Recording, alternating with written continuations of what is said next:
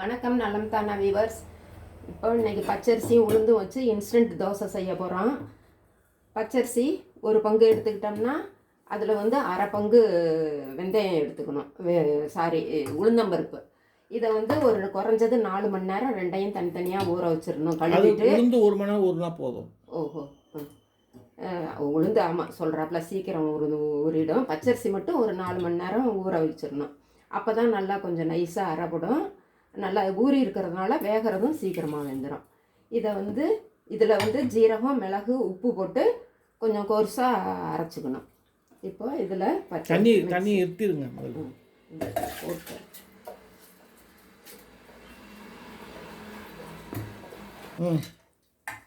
அரிசி பச்சரிசியை தண்ணி வடிச்சிட்டு போட்டாச்சு. உளுந்தும் இதில் போட்டாச்சு.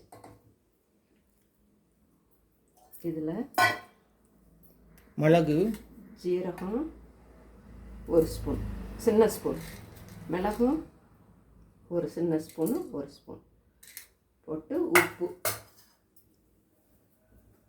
அது ரொம்பவும் இழுக்காது, பார்த்துக்கிட்டு அப்புறம் போட்டுக்கலாம்.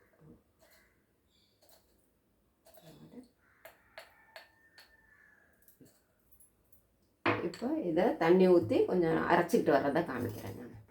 இந்த அரைச்சிக்கிட்டு வந்தாச்சு பாருங்கள். பச்சரிசி எவ்வளோ அரைச்சாலும் கொஞ்சம் ரவை பதத்தில் கையில் தென்படும். அந்தளவுக்கு அரைச்சாவே போதும். அரைச்சாச்சு. ஜீரகம், மிளகு வாசம் அடிக்குது.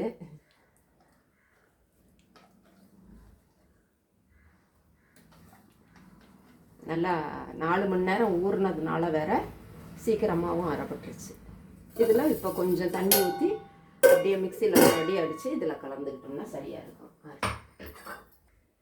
கொஞ்சமாக பெருங்காய பொடியும் நல்லா வாசமாகவும் இருக்கும், செரிமானத்துக்கும் நல்லது. பச்சரிசி மாவு, உளுந்த மாவுக்கெல்லாம் ஃப்ரெஷ்ஷாக இருக்கிறதுனால அது கொஞ்சம் பெருங்காய பொடி போட்டாச்சு.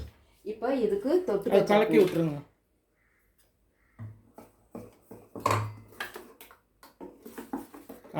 இந்த அளவுக்கு இருக்கணும். நல்லா பொறுமையாக வேக விடணும். அப்புறம் பார்க்கலாம். அது இப்போ இது தொட்டுக்கிறதுக்கு கொத்தமல்லி தண்ணி சட்னி அரைக்கிறோம். இது நல்லா காரசாரமாக நல்லா இருக்கும்.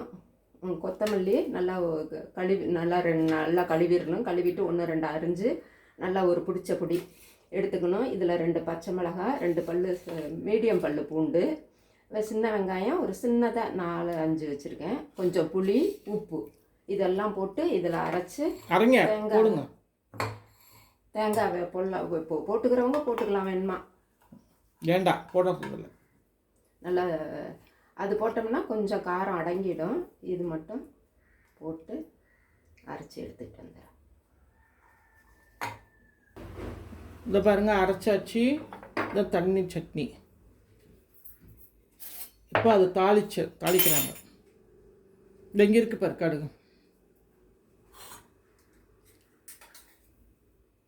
கடுகு, உளுத்தம்பருப்பு, அவ்வளோதான். வேணா 2 வரமிளகாய் 2 கிள்ளி போட்டுக்கலாம்.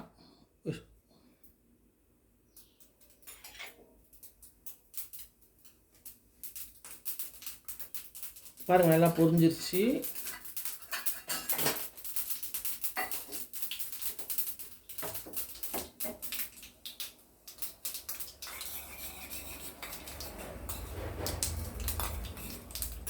உளுந்து செவந்துருச்சு.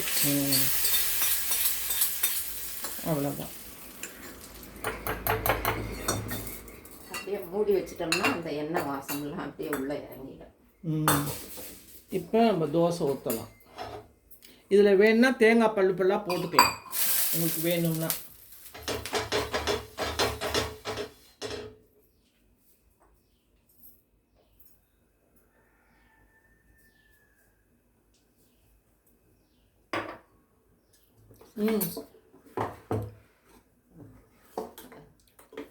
கல் காஞ்சிருச்சு. கொஞ்சம் நல்லெண்ணெய் தான் ஊற்றிருக்கேன்.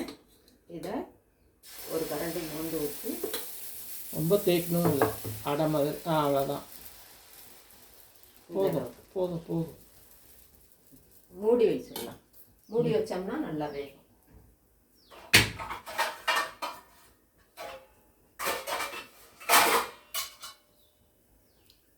சுற்றிலும் எண்ணெய் ஊற்றுவானா? அப்புறம் எடுத்துட்டு ஊற்றிக்கலாம். தோசை திருப்பி.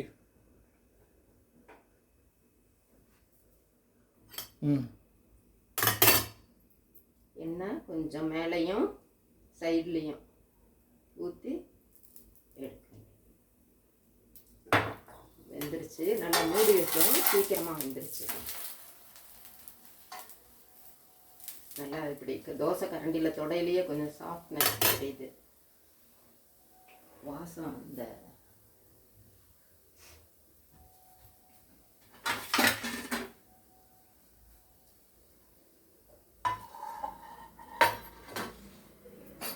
தெரியுதா பிளேட்டு?